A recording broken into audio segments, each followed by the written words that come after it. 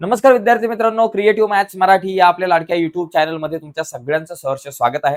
इयत्ता 12वीची बोर्डाची परीक्षा जवळ आलेली आहे आणि पहिलाच पेपर आपला इंग्लिशचा असणार आहे.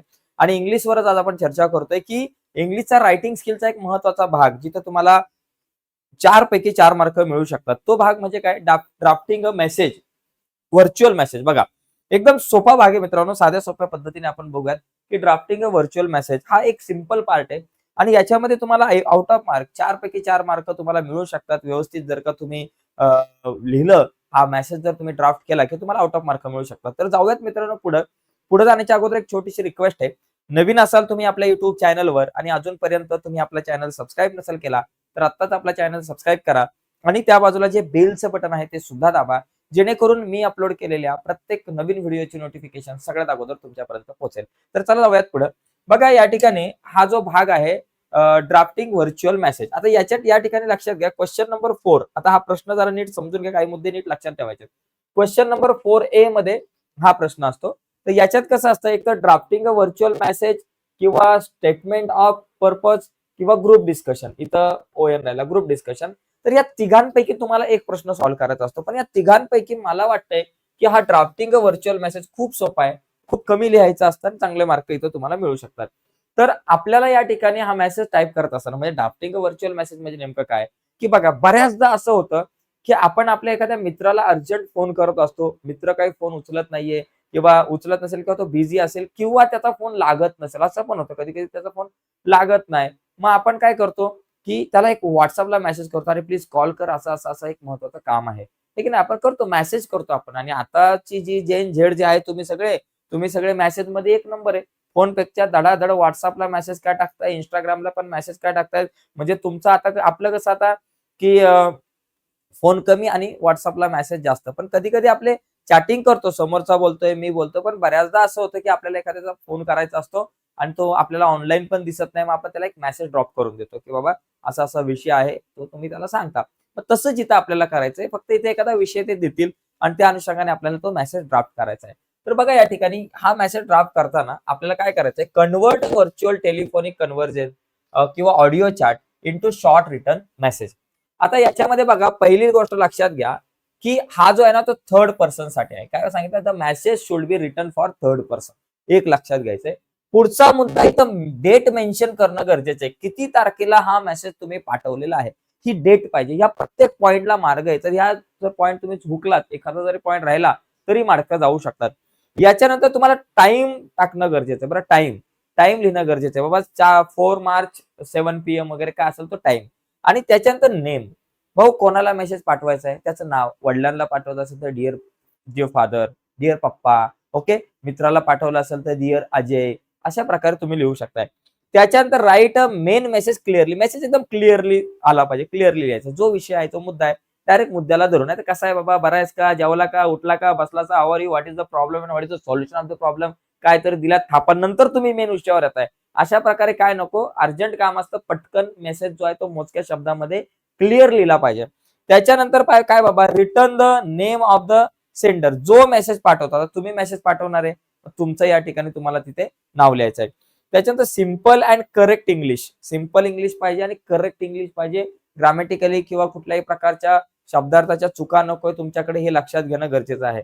त्याच्यानंतर write the message using indirect reported speech. Indirect speech मध्ये आपल्याला या ठिकाणी लिहायचं आहे. तर हे सगळे मुद्दे आपल्याला समजून घ्यायचे. त्याचा वाटलंच तर स्क्रीनशॉट मारा, कारण हे मुद्दे तुम्हाला कुठे मिळणार नाही. आता आपण प्रत्यक्षात काही एक्झाम्पल बघूयात. आता असेच एक्झाम्पल आपण बघूयात, जे एक्झाम्पल ऑलरेडी वेगवेगळ्या प्रकारच्या बोर्डाच्या परीक्षांना आलेले आहेत. असेच घेऊ, म्हणजे आपल्याला थोडासा अंदाज येईल कशा प्रकारचे प्रश्न विचारले जातात. तर बघा, आता इथे बघा, इथे प्रश्न जरा नीट समजून घ्या. काय दिलं बाबा, imagine Sunny has been selected to appear in the final round of the singing competition. Sunny काय झालं बाबा, सनीचं सिलेक्शन झालेलं आहे सिंगिंग कॉम्पिटिशन मध्ये फायनल राऊंडला. म्हणजे पहिला राऊंड झालेला आहे. पहिल्या राऊंड मधून तो आता पहिला झाला, दुसरा झाला, तिसरा कितवाही झाला असेल, पण आता त्याचं सिलेक्शन बाबा फायनल राऊंडला झालेलं आहे. सनीचं selection. Sunny's father has move out of the city for some official work. आणि सनीचे पप्पा बाहेरच्या कुठल्या तरी शहरामध्ये गेलेत, ऑफिसच्या कामानिमित्त गेलेले आहेत. ओके. त्याच्यानंतर काय होतंय, Sunny try to call his father several time, but due to connectivity issue, he is unable to contact with him. आता होतंय कसं की सनी, आनंद झालाय सनीला, आनंद झालाय साऱ्या जगाला, सनीचा पहिला नंबर आलाय गो. आता इथं काय झालंय, सनीला आनंद झालाय आणि तो आनंद जो आहे तो आपल्या वडिलांसोबत शेअर करायचा आहे. त्याने जी अचिव्हमेंट केलेली आहे, त्यांनी जे काही यश संपादन केलेलं आहे ते त्याला त्याच्या वडिलांसोबत शेअर करायचं आहे. परंतु तो वडिलांना फोन करण्याचा प्रयत्न करतोय, परंतु वडिलांना काय फोन लागत नाही, कारण कनेक्टिव्हिटीचा प्रॉब्लेम आहे. वडील ज्या ठिकाणी गेलेले आहेत ऑफिसच्या कामानिमित्त, कदाचित तिथे रेंज नसावी, कनेक्टिव्हिटी इश्यूमुळे फोन लागलेला नाहीये. मग draft virtual message in about 50 word, convey is information to his father. म्हणजे आता ही जी माहिती आहे, मला बाबा सिलेक्ट झालेला आहे तो, तर ती माहिती आपल्याला काय करायची आहे, त्याच्या पप्पांना करणार. म्हणजे ती माहिती कोण बाबा, ती इन्फॉर्मेशन सनी मेसेज करणार आहे. कोणाला? बघा लक्षात घ्या, कोण मेसेज करतोय? सनी मेसेज करतोय. कोणाला मेसेज करतोय? फादरला. आता समजा तुम्ही सनीचे, सनी हा फादरला मेसेज करतोय, मग काय तो मेसेज करणार बाबा? पहिली गोष्ट लक्षात घ्यायची, पहिली तारीख, त्याच्यानंतर तुमचं टाइम, डेट, टाइम आणि डिअर फादर. 3 गोष्टी लय भारी, date, time, dear father. I hope you are fine, हे वाक्य चिपकून द्यायचं. कुठलीही सिच्युएशन असू दे, कुठलाही ड्राफ्टिंग मेसेज असू दे, I hope you are fine. Okay. आणि त्याच्यानंतर मग I am inform about, I talk about, म्हणजे मी तुमच्या सोबत एका महत्वाच्या मुद्द्यावरती तुमच्याशी बोलत आहे. Okay. Talk about my achievement, I have been pass, I have been selected for singing selected for final round. Okay. Sorry, I have selected for final round of singing competition. आणि ते तुम्ही टाकू शकता. आणि नंतर मग तुम्ही सांगू शकता की मी तुम्हाला फोन करायचा खूप प्रयत्न करत होतो. I was trying to contact calling you. बाबा, I was try to call you. मी तुम्हाला फोन करायचा प्रयत्न करत होतो, परंतु काही डिफिकल्टीमुळे किंवा काही कनेक्टिव्हिटीमुळे तुमच्याशी फोन बोलणं होऊ शकलं नाही, तुमचा फोन लागला नाहीये बिकॉज ऑफ कनेक्टिव्हिटी इश्यू. बरोबर. मग अशा प्रकारे, परंतु तुम्ही घरी आल्यानंतर मी तुमच्याशी या संदर्भात बोलेल, विषय संपला. एवढं तुम्हाला फक्त लिहायचं आणि खाली बाबा खाली मग तुमचं नाव, बरं का. एवढ्या सगळ्या गोष्टी लिहायच्यात. आता प्रत्यक्षात आपण या ठिकाणी बघूयात कशा प्रकारे लिहिलाय. आणि कुठलाही ड्राफ्टिंग मेसेज आला तर त्याच्यामध्ये काही लाईन्स ज्या आहेत त्या कॉमन असू शकतात. तर कुठल्या अशा लाईन्स आहेत की ज्या कॉमन असू शकतात? बघा, सगळ्यात पहिली गोष्ट 22 ऑगस्ट 8 PM डेट आहे आणि डिअर पप्पा. बस या 2 गोष्टी लक्षात घ्या.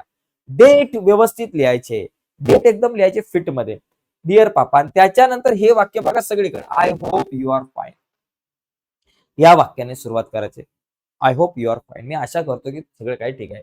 I am very happy to tell you, I am very happy to tell you. मला सांगताना एक आनंद होतोय that I have been selected for the final round of the singing competition. I am very happy to म्हणजे मला खूप आनंद होतोय तुम्हाला सांगताना की माझा सिंगिंग कॉम्पिटिशन मध्ये, गायनाच्या स्पर्धेमध्ये शेवटच्या फेरीमध्ये माझं सिलेक्शन झालेलं आहे, माझी निवड झालेली आहे. आता त्याच्यानंतर हे वाक्य बरं का, I try to call you many times, चिपवायचं.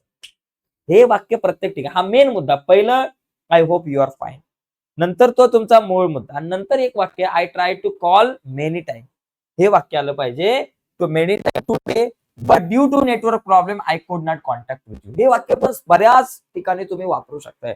त्यामुळे हे जसे तसे 2 वाक्य, सेंटेन्सेस तुम्ही पाठ करून ठेवा. I hope you are fine आणि त्याच्यानंतर I try to call you many times today but due to network problem I could not connect with you. I could not connect you. तुमच्याशी कनेक्ट होऊ शकलो नाही. ही वाक्य मित्रांनो जशी तशी लिहा. व्हेन यू रिटर्न होम, हिचं काय येईल by when you return home, किंवा बघा व्हेन यू रिटर्न होम, तुम्ही ज्यावेळेस रिटर्न याल. किंवा कधी कधी काय होईल की असं होईल की तुमचं आणि तुमच्या मित्राच्या संदर्भात काही चर्चा चालली, म्हणजे दुसरा एखादा जर विषय असेल. आता हिचे हे वाक्य आहे ना कशा प्रकारे चेंज होत जाईल बघा. हे वाक्य तुम्ही बऱ्याच ठिकाणी कॉमन वापरू शकता. किंवा कधी कधी काय होतं की तुम्ही आणि तुमचा मित्र दोघांनी मिळून पिक्चर बघायचा प्लॅन केलेला आहे आणि तुमचं अचानक काहीतरी काम निघालेलं आहे. बाकी वरची वाक्य कशी चिपवायची तुमच्या लक्षात आलं. मग इथं तुम्ही काय लिहाल की बाबा व्हेन आय रिटर्न होम, जेव्हा मी घरी येईल तेव्हा मी तुला कॉल करेन आणि नंतर आपण प्लॅन करू. म्हणजे व्हेन यू रिटर्न होम त्याऐवजी व्हेन आय रिटर्न होम असं सुद्धा काही ठिकाणी येऊ शकतं. I would like to share more details and take your guidance, अशा प्रकारे लिहिलं. आणि नंतर टेक केअर लव्ह आणि सनी तुमचं नाव. तर अशा प्रकारे मित्रांनो आपल्याला हा प्रश्न सोडवता येईल किंवा हा मेसेज ड्राफ्ट करता येईल. आपण अजून एक प्रश्न पाहणार आहोत. हा प्रश्न एका वर्षी बोर्डाच्या परीक्षेला आला होता. कुठल्या वर्षी आला होता माझ्या लक्षात नाही, पण एका वर्षी आला होता बोर्डाच्या परीक्षेला. त्याच्यानंतर आपण आणखी एक प्रश्न बघू. हा पण प्रश्न बोर्डाच्या परीक्षेला आला होता. काय आहे बघा. बघा आता पुढचा प्रश्न, कारण आपला सराव जास्त खूप महत्वाचा आहे. इथं काय करायचंय, imagine Shubham has to leave for his native place due to emergency work. बरोबर. शुभम काय झालेला आहे, तो त्याच्या नेटिव्ह प्लेसला, त्याचा जन्मस्थळ, जन्मगाव आहे, त्याचं मूळ गाव आहे, तो तिथं काही अर्जंट काम शुभमला लागलेलं आहे आणि त्यामुळे शुभम त्या अर्जंट कामानिमित्त निघून गेलाय. He and his friend Mahesh had plan to watch movie at 8:30 PM. त्यांनी आणि त्याचा जो मित्र आहे शुभमचा महेश, या दोघांनी मिळून चित्रपट पाहायचा, पिक्चर बघायचा प्लॅन केलेला आहे, की बाबा 8:30 वाजता पिक्चर बघायला जायचं. Shubham try to call Mahesh. Shubham महेशला फोन करायचा प्रयत्न करतोय सेव्हरल टाइम, खूप वेळा फोन केला. Due to connectivity issue he is unable to contact him. कारण चित्रपट बघायचा प्लॅन होता.